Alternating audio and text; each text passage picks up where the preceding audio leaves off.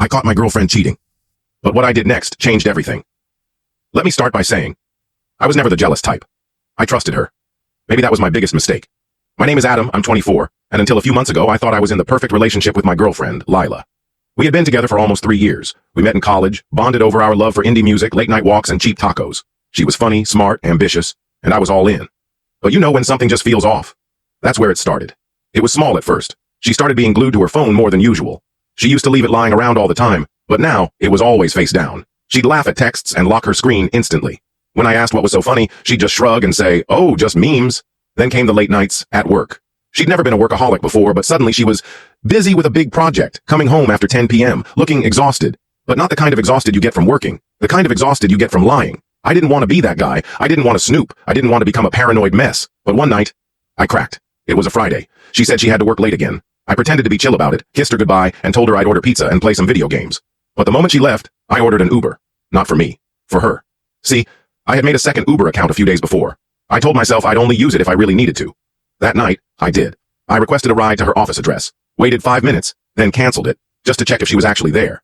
The app said she never got picked up, so I tried again. But this time, I requested a ride to a guy's apartment I'd seen in her recent Instagram likes. Jake. He was an ex-fling from before we dated. I only remembered him because he looked like a poor man's version of Chris Hemsworth and had the kind of cocky captions that scream, "Red flag." This time, the Uber got accepted. She was at his place. I didn't confront her right away. I waited. I needed more. Over the next week, I started collecting everything. Screenshots of her texts. I saw them when she left her phone unlocked once. Uber receipts. Even a photo of them hugging outside his apartment. I felt like a private investigator in my own relationship. I wasn't just hurt. I was furious. But I wasn't going to scream. I wasn't going to beg. I had something else in mind. You see, our 3rd anniversary was coming up. She kept talking about it. How we'd go away for the weekend. How she'd booked a cabin in the woods. Just the two of us. I played along, smiling like nothing was wrong. But the night before the trip, I left a little surprise. I printed out everything. Every Uber receipt. Every message. Every photo. I put it all in an envelope labeled Happy Anniversary Lila. She woke up before I did, opened the envelope in the kitchen, and I heard the gasp.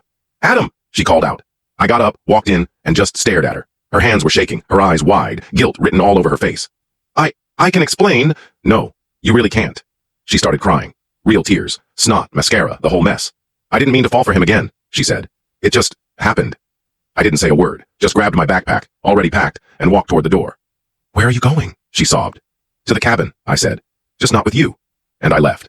But that's not the end.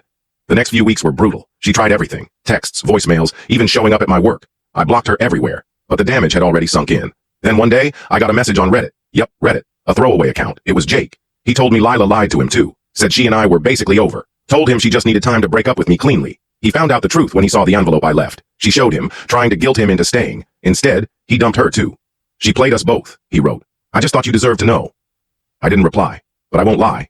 It felt weird. Almost like closure. Fast forward 3 months, and I'm in a better place.